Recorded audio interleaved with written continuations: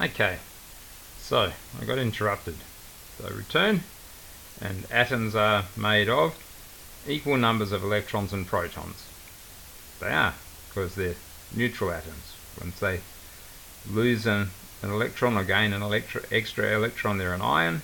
So atoms always have equal numbers of electrons and protons. So that's the answer for number 13. So 13 is D. Right. Okay. A linear spring obeying Hooke's law hangs from a fixed point with a rest length of 80 centimeters.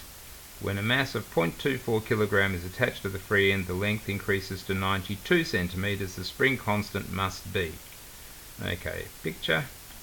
So it's hanging there, and this distance here is 80. Alright, and then we add some weight onto it, and this distance is now 92 centimeters, right? And how much weight did we add? We added 0.24 kilograms, which gives us a force of 2.4 newtons multiplying by G, which is 10.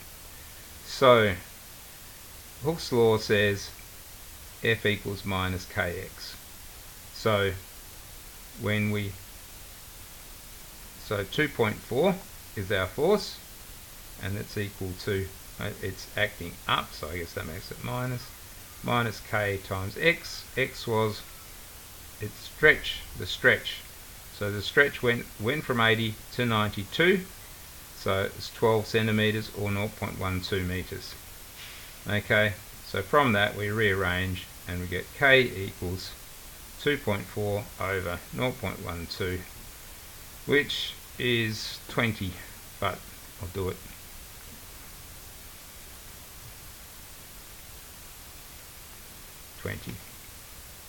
20, and I assume the units are right, so there we are. We just choose D. 20 newtons per meters. Right. Okay.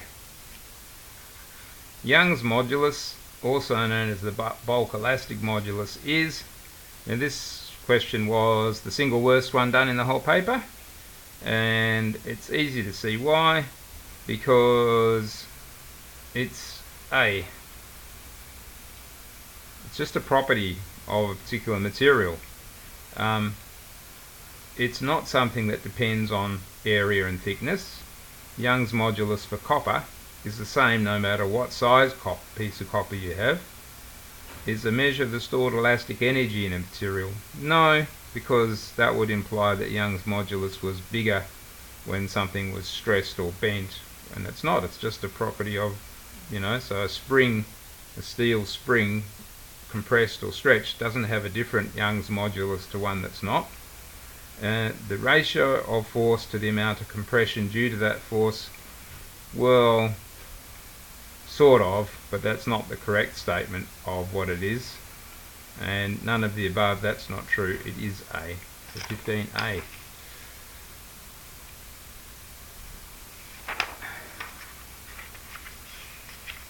Okay. Alright. Nice simple calculation question.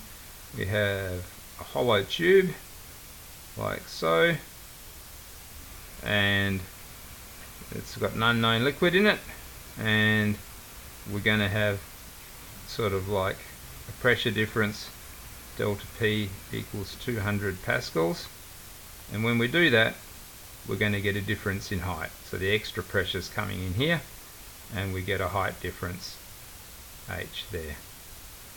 And this one is straightforward, and I'm going to look at the formulas because this is one I don't remember the formula for. Let me just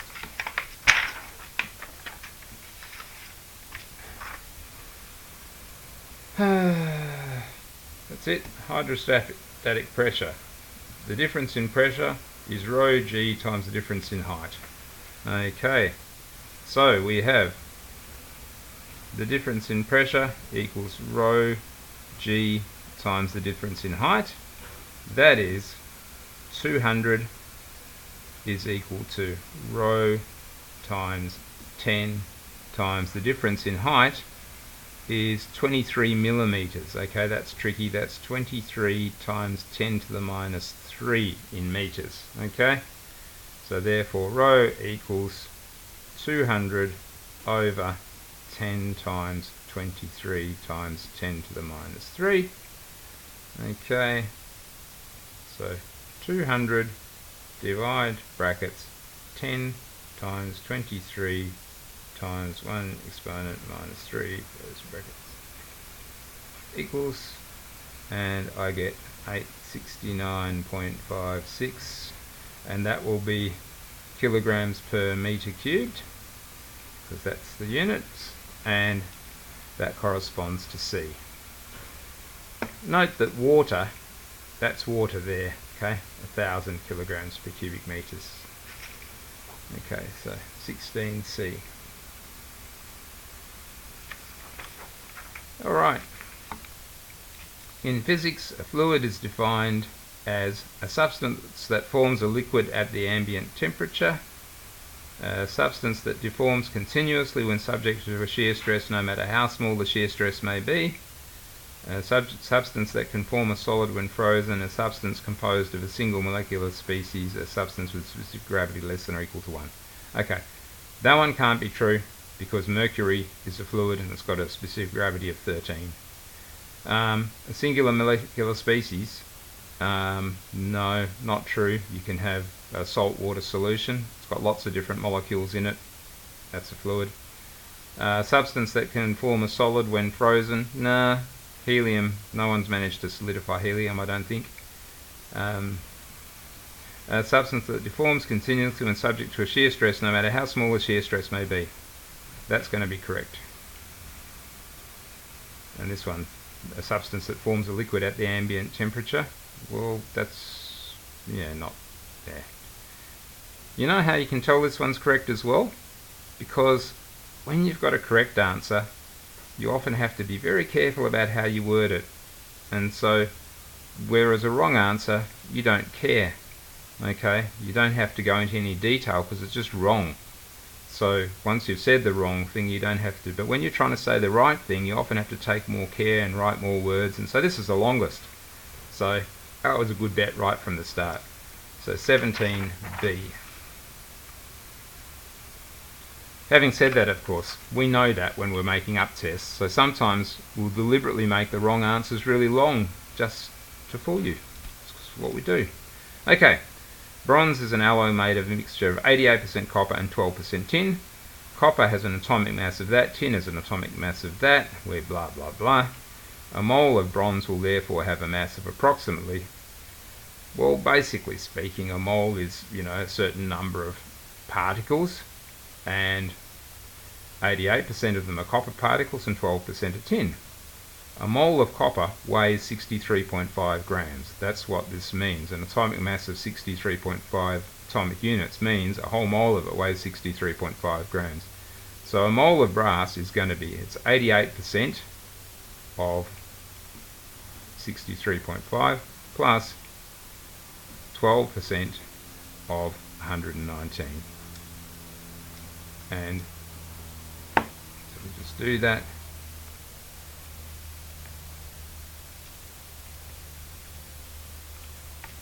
And we get 70.16, which is closer to B than any others. Okay, so B. Right, end of multiple choice.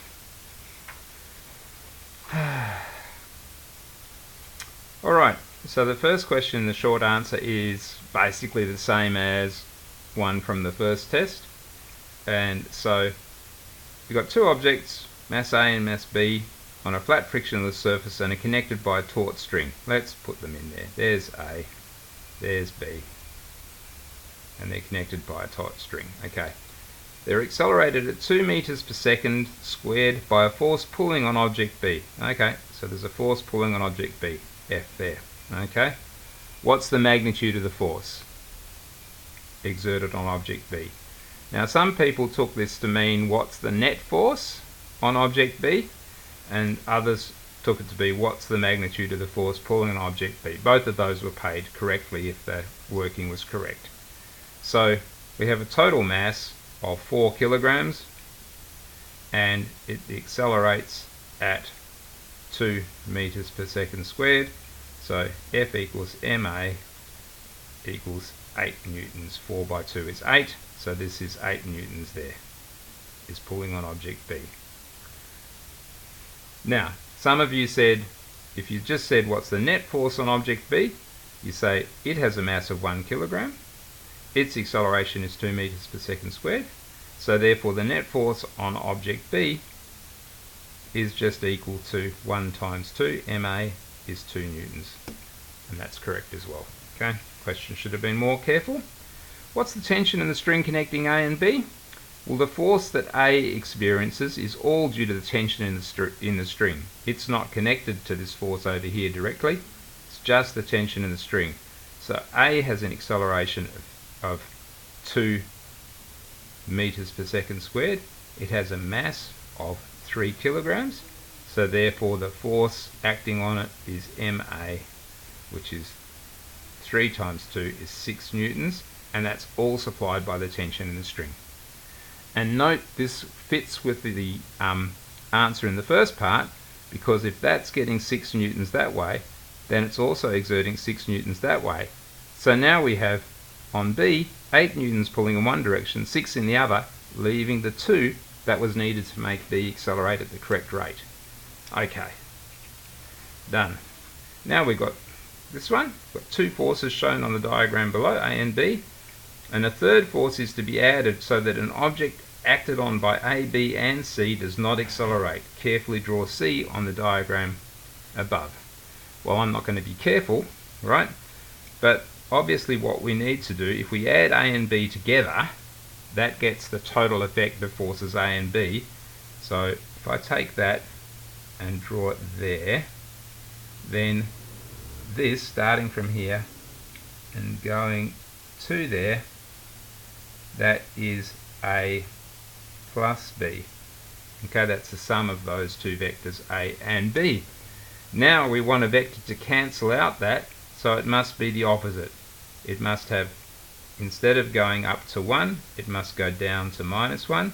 Instead of going across 1, 2, 3, 4, 5 in that direction, it must go 1, 2, 3, 4, 5 in that direction. So it does finish up down there, and I can draw it in as so. There it is. There's the vector C, which exactly cancels out A and B.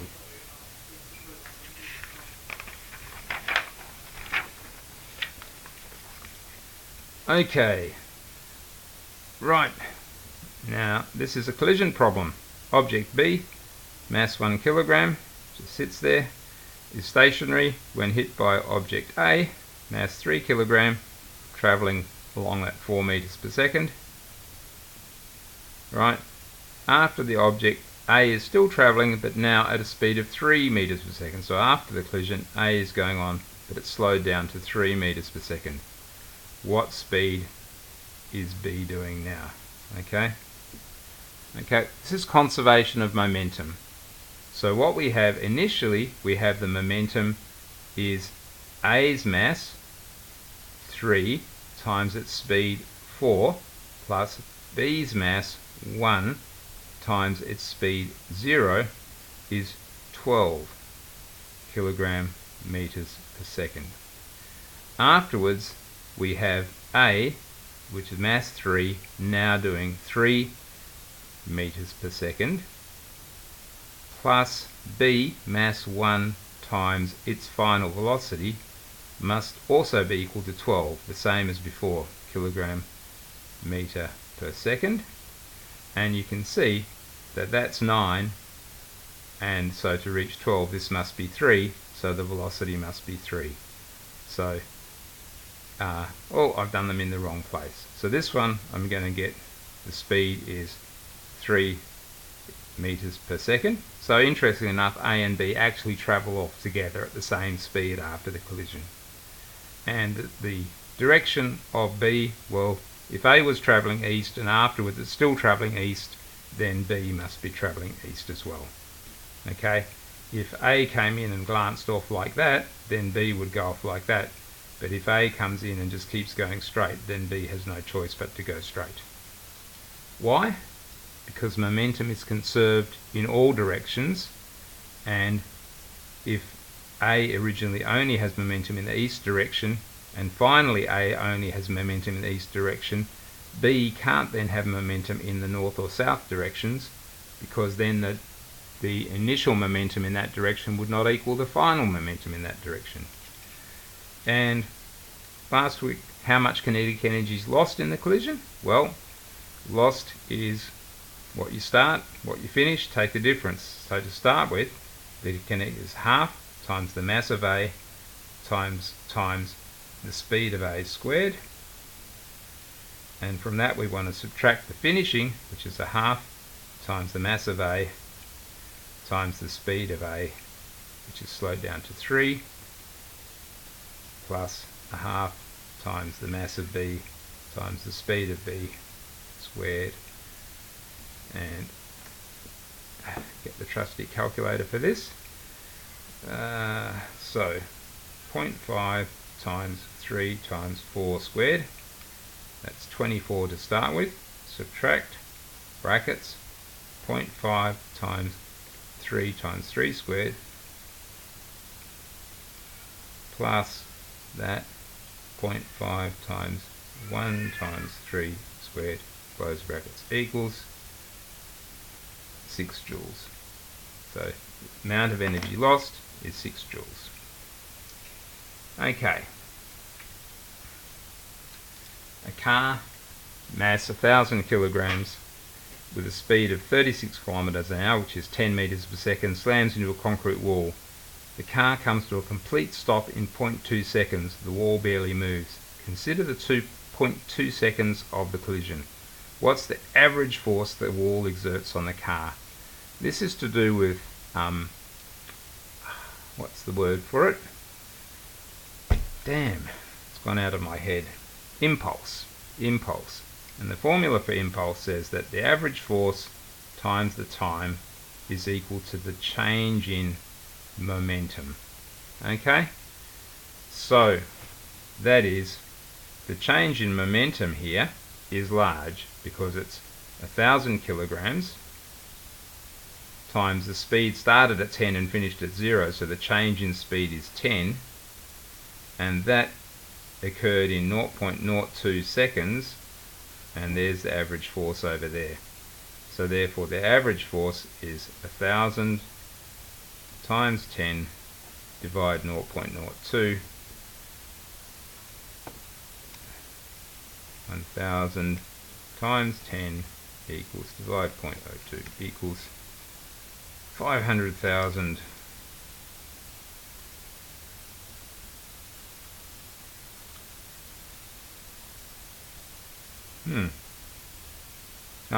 no, not 0.02 seconds, 0.2 seconds. Okay, so it's not 5, it's 50,000. Good, thought that looked a bit big. Okay, 50,000 newtons. What's the average force the car exerts on the wall? This is Newton's third law. Wall exerts for one force on car exerts same force on wall. It's 50,000 newtons. What role does an airbag play in this situation? Well, if we look, we can write this equation here as F equals delta mv over t. Consider yourself to be the driver of a car. You would like to experience the smallest force possible, okay? And your mass and change in your velocity is not something you can do anything about at the time you have a collision. Yes, you could have driven slower, but it's too late then. But this time here is the time it takes you to stop. And what an airbag does is it makes that time bigger, okay? The airbag increases the time it takes you to stop. So instead of you slamming into the steering wheel at speed, that collision between you and the steering wheel is compressed. It takes a longer time as the airbag compresses. So you've increased the time there, and therefore you have decreased the total force. So I write that in words, but that's what it is. Okay. Oh, 4 bricks. There they are, there's one of them. It's got a mass of 1.2 kilograms, it's 8 centimeters thick. How much work is required to stack them on top of each other?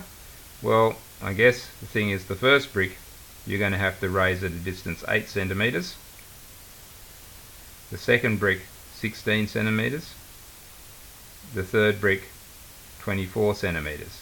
The first brick, of course, was already on the table. You didn't have to raise that. So, how much work? Well, mgh is the amount of work you need to do to lift something.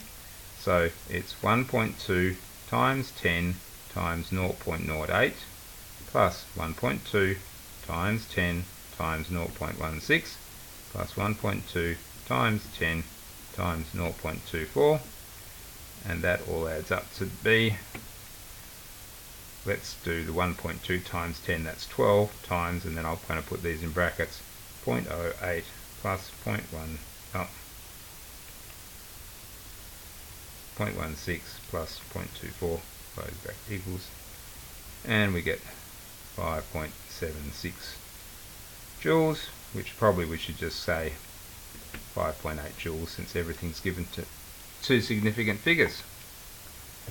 Alright, nearly there.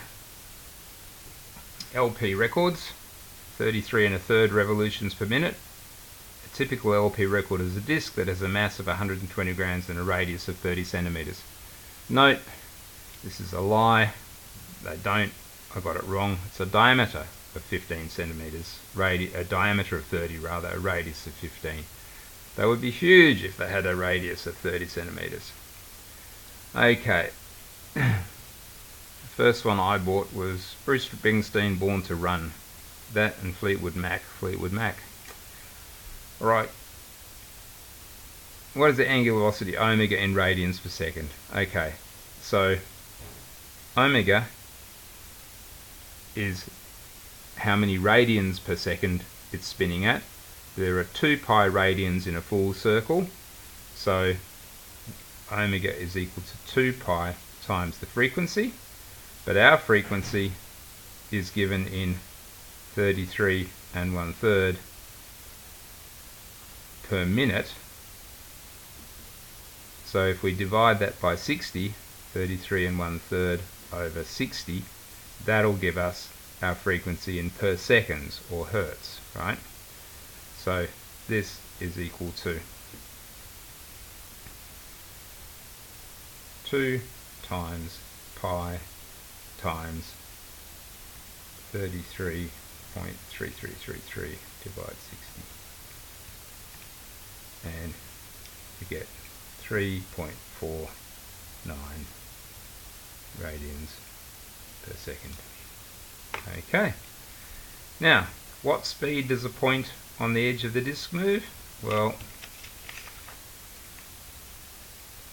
is it here?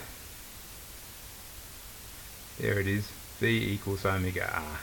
Okay, so V equals omega r equals 3.49 times the radius, which I said was 30 centimeters or 0.3 meters.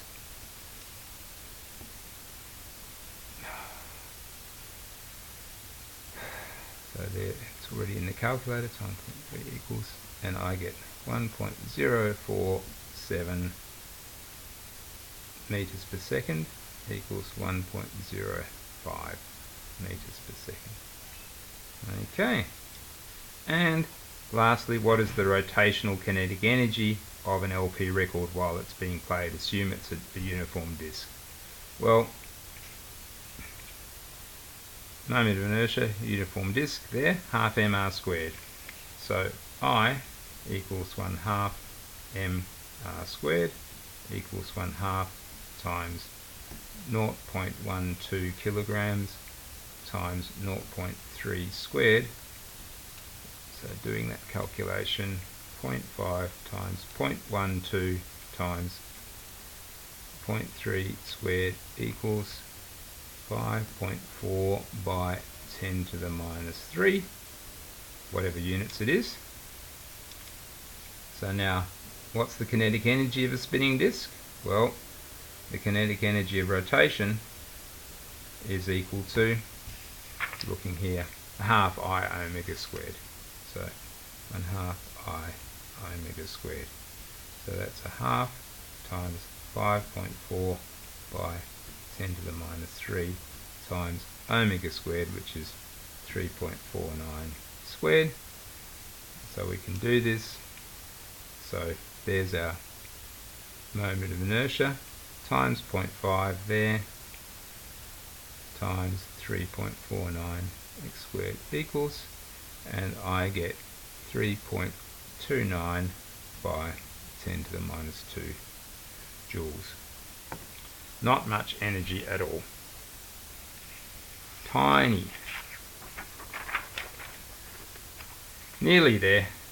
Last one. Okay. A 3 meter long uniform board is balanced on a fulcrum halfway along its length. Picture.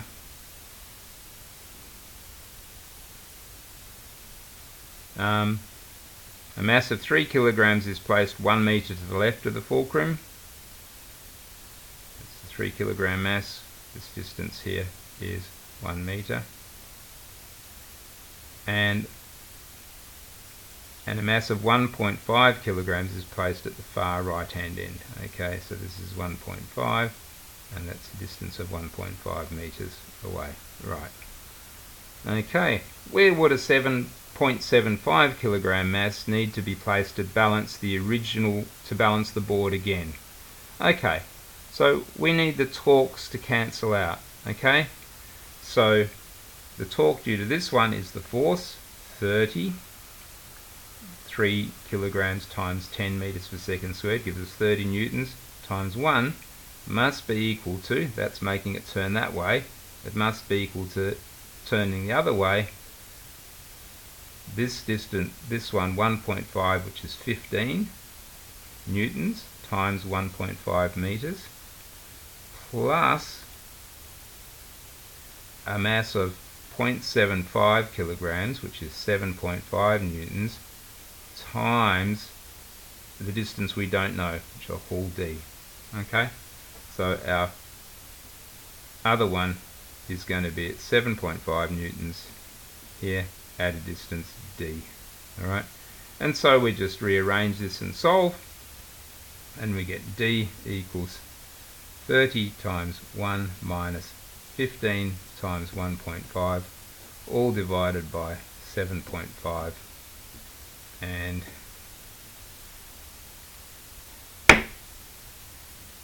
30 times 1 minus 15 times 1.5 equals, all divided by 7.5 equals 1 meter. So 1 meter to the right of fulcrum. Okay, and lastly, the balance board now has a moment of inertia of 9 kilograms meter squared about the fulcrum. A 12 gram mass is now added to one end of the board. Assume this makes negligible change to the moment of inertia of the system. What is the board's initial angular acceleration once the 12 gram mass is added? Well, that mass supplies a torque. Okay, so we need to work out what the torque is, right? Because we have a thing that says, just like F equals ma for linear motion, we have torque equals I alpha for angular motion. Well, that's the torque, that's the moment of inertia, and that's the angular acceleration. So torque is also equal to force times distance. So in this case, it's the force is equal to 12 grams, which is 12 times 10 to the minus 3. Okay, that's kilograms, times 10, which is g, that gives us the force, times the distance, which is 1.5, which is how far away it is. So looking at that, 12 exponent minus 3, no, try that again, John. 12 exponent minus 3 times 10 times 1.5 equals 0.18 Newton meter. So that's the torque. So therefore this equation says that alpha, the angular acceleration, is equal to the torque divided by the moment of inertia, which is equal to 0.18 Newton meter divided by 9.0 kilogram meter squared, and so now we divide this 0.18 divide 9 equals, and we get 0.02, and the units are going to all cancel out, and it's going to be radians per second squared, the correct unit for angular acceleration. Okay, so that was a long test. Average mark for the whole test was almost identical in each part, just over 60% for both the multiple choice and for the short answer. And so generally fairly well done. Okay,